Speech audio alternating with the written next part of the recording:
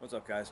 All right, so working on the truck a little bit today. I got off work at like 1 o'clock today, and I got home and it was just raining the whole time I've been home. So it's just now finally starting to quit, starting to clear up. It's actually still raining a little bit, but me working on the truck a little bit. Um, I'm trying to get to the rear to the proportioning valve so I can get the brakes buttoned up. So I got to pull the front drive shaft and give me a little bit more room. So that's what I'm working on right now. But here she is, sit back on jack stands.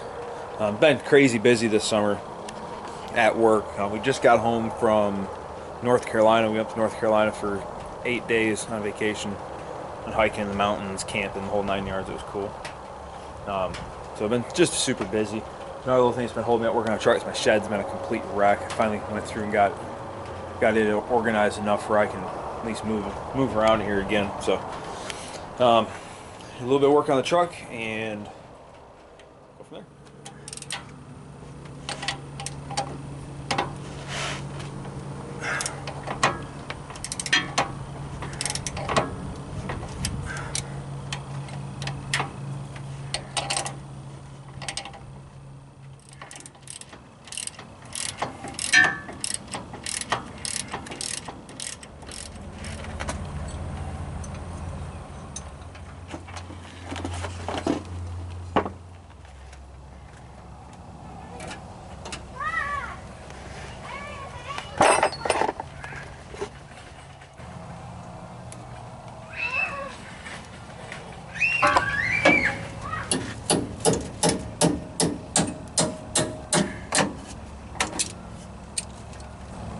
Alright, I can't get that one off, so I'm just going to skip it for now. I'll see if I can't get that line undone up at the top, take it out like that.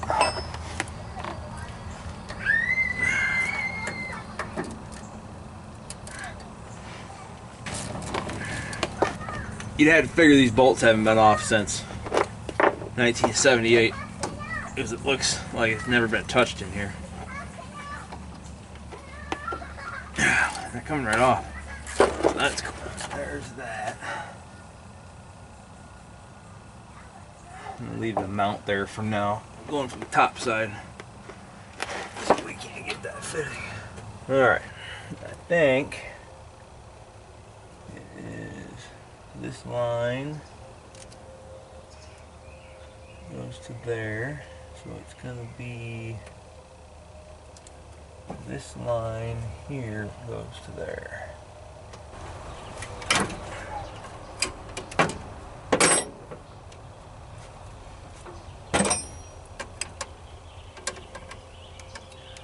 Well, it's officially dark out, so I don't know how far I'm going to get with this tonight. If I can get the portion valve out, I'd be happy.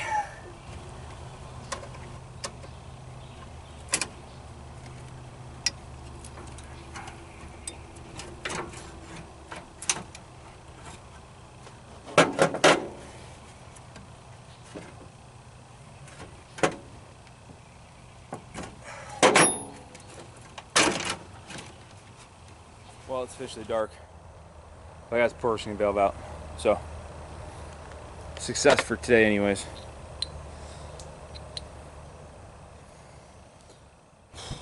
All right, guys. So here's the old proportioning valve. Here's the new one that I got from LMC for the four-wheel disc brakes. I can already tell you there's a couple differences. Number one, this is a two-wire plug. This one's a one-wire plug. This port on this one is open. This port on this one has a plug in it. So I'm assuming I can just swap this from here to there. Also, the new one came with these small lines.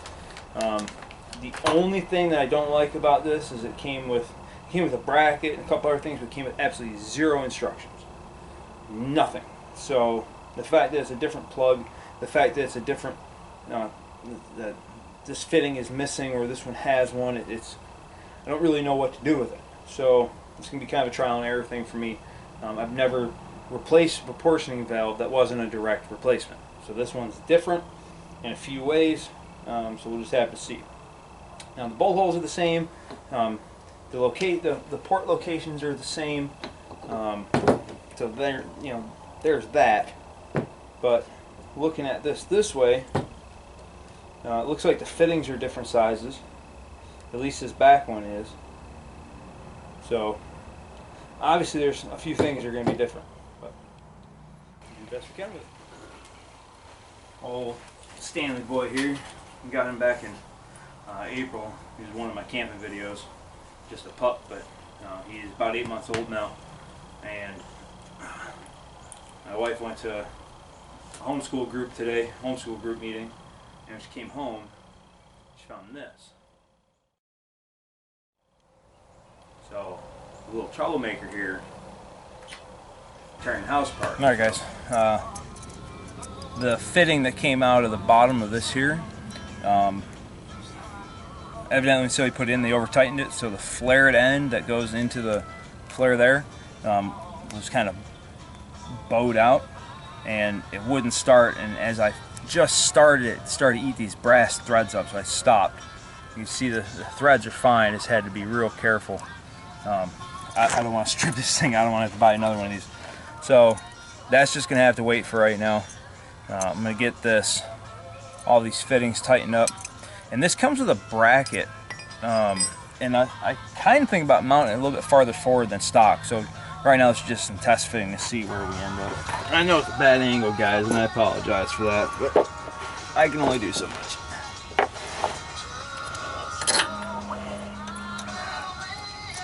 Alright, there's the portion valve in place. So, got some other little things to do here to get it all hooked up. But so I like how these lines that come with it relocate these lines to just a lot easier place to get to. Instead of having to come in from the top, they come in from the side, which will let me run the brake lines down here through where they came from the factory to make sure I'm clear of the clutch pedal and everything. So, alright guys, so got the portioning valve mocked up, got the front brake hose off, so I'm going to go ahead and I'm going to pull the brake lines off and the master cylinder off, and then get the brake booster out of here. Alright, I'm going to leave the brake lines attached to the master cylinder if I can. That way I don't have to fight those fittings, and that way I have all the old routing and all that stuff, just in case I forget something stupid happens.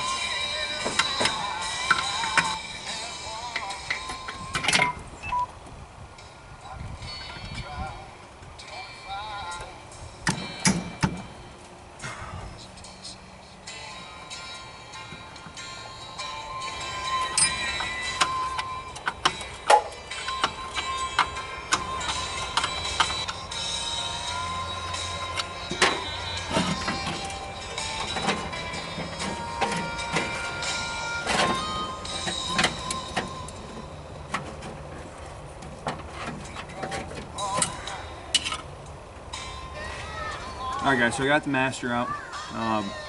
What I'm ending up doing is I'm replacing this with a 78 F-350 booster and master cylinder. I found a really good article online, and I'll put a link in it in the description below. Thanks to the guy who wrote it. That the 78 F-350 has a double chamber booster, a bigger brake booster, has a higher volume master cylinder.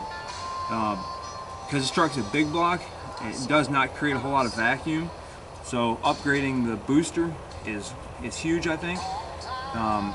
And the F-350 ran dual piston front calipers and larger wheel cylinders in the back, so the master cylinder holds more and moves more fluid. So that's really going to help out with these huge F-350 or F-250 Super Duty brakes. So that's the plan. And get this booster yanked out of here, and that's pretty much my stopping point for right now, because, well, quite frankly, I'm out of money.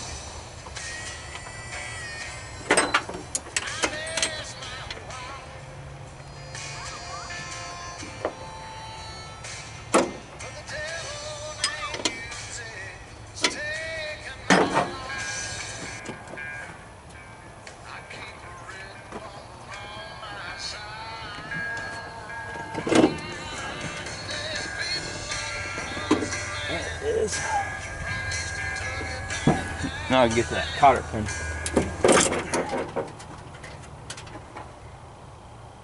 Lazy people piss me off. fucking trim nail bent over where a cotter pin's supposed to go. What kind of lazy motherfucker does something like that, man? God damn it. This truck has been episode after episode of cleaning up somebody else's mess, and it gets frustrating after a while. The camera went dead, so I'm on to my video camera on my phone. So sorry about the quality, if it's better, worse, whatever, I don't know. Checking out a guy I know's Super Duty.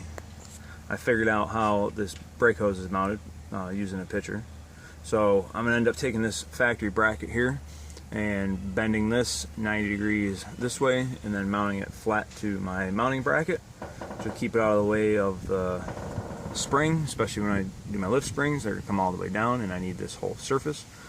And that'll mount the hose in pretty much a factory location, and then I'm gonna use, you know, this where this old second shock used to mount or whatever. I'm gonna mount that right there, and then I can run my hard line along the frame rail down to the new proportioning valve, and I can run the other brake line across the cross member up there to the other side and do the same thing.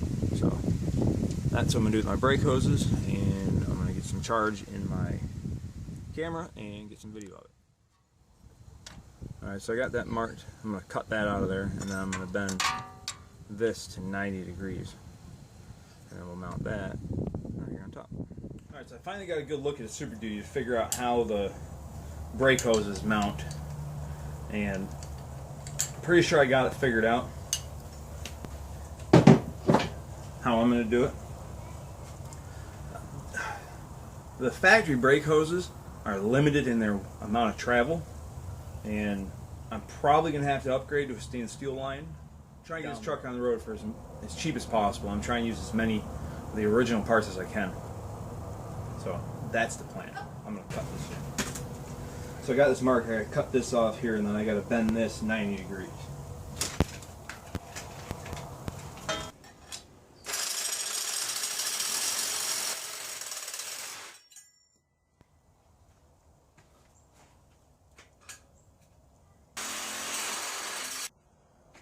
Now this may require more trimming or whatever when I get there, but for now we're going to try this and see if I can get it to work.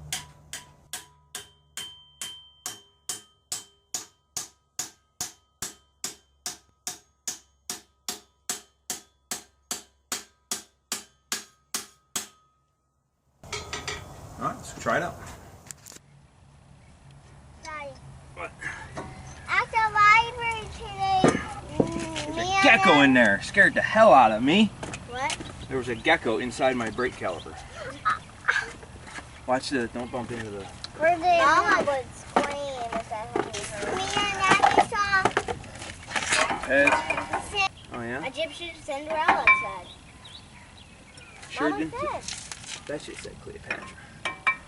Because Cleopatra was an Egyptian queen. No, it was Egyptian Cinderella. I read the words out loud. Okay. No, okay. I believe you. I think it was Egyptian Cinderella. It was the I believe you. Egyptian Cinderella. That boy. Get the things. I can't find him. Look at a zombie. Alright. Oh, there he is.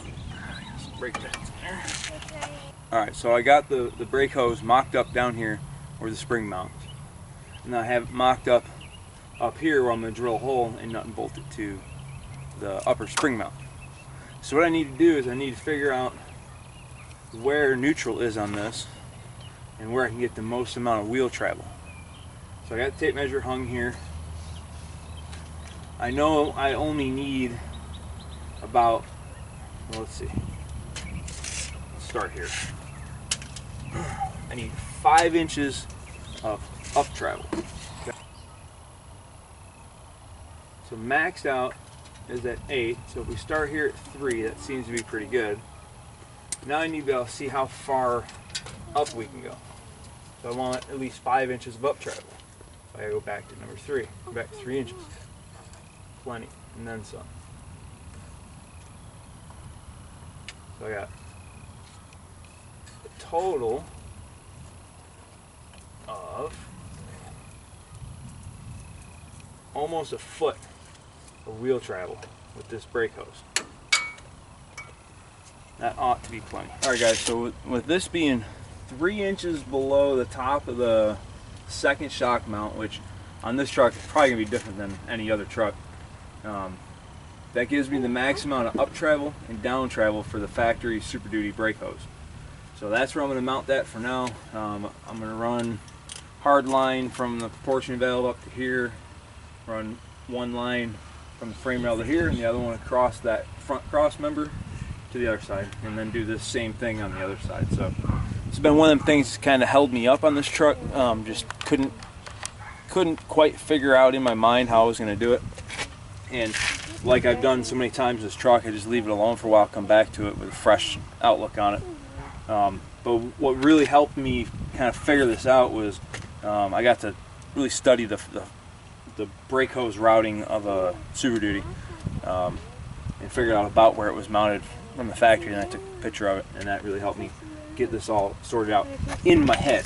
So the next thing to do is to figure out exactly how to mount the front brake line, and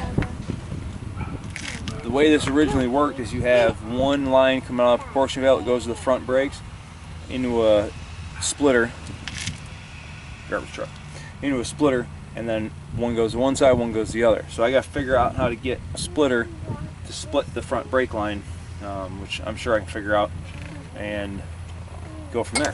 So sorry it's been so long since I made an update video on the truck, guys. It's just been super busy. It's been summertime. It's been hot. It's finally, decent end of September, almost October weather. So here we are, we're chugging away at it. Little details, man. The devil's in the details. So front brakes are sorted out. I just got to do it now. So I guess the next thing I'm going to end up doing is swapping out the drag link. Is that the right word for it? Goes from steering box to the knuckle anyways. I got a new one in the truck I got to fit and then weld into that sleeve. And the steering will be complete. And then I'm going to pull the transfer case and go through it, put it back in the truck. Still got to figure out my track bar mount if I'm going to do anything different with it. Still have to adjust the caster in the front suspension. I think I got that figured out how I'm going to do that. Still need a new carburetor, wheels, tires. Well, I got wheels, tires, drive shafts. I got the front drive shaft, factory drive shaft works, but since I'm having the transfer case out, I really want to put 1350 output yoke. I want to put 1350 in the back so I can run 1350s all the way around. I already got 1350 on the front diff. I'd like to get a 1350 for the rear diff, replace that flange yoke.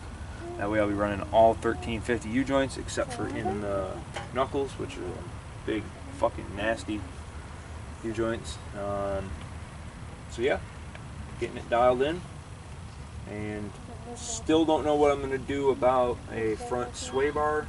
I still have the factory sway bar from the Super Duty axles. Whether or not I can make that work, I don't know. Kind of remains to be seen. Might just run it without a sway bar, see how that does. I know it'll be kind of sketchy. Still haven't decided if I'm going to run bias ply mud tires like a set of boggers or a set of radials like a set of the Pro Comp mud terrains. If I run the radials, Pro Comps, they'll be a lot better handling tire than a set of boggers and bias ply, so I might be able to get away without a sway bar. I don't know. So we'll see. So for now, that's it. Yeah, little details, work them out.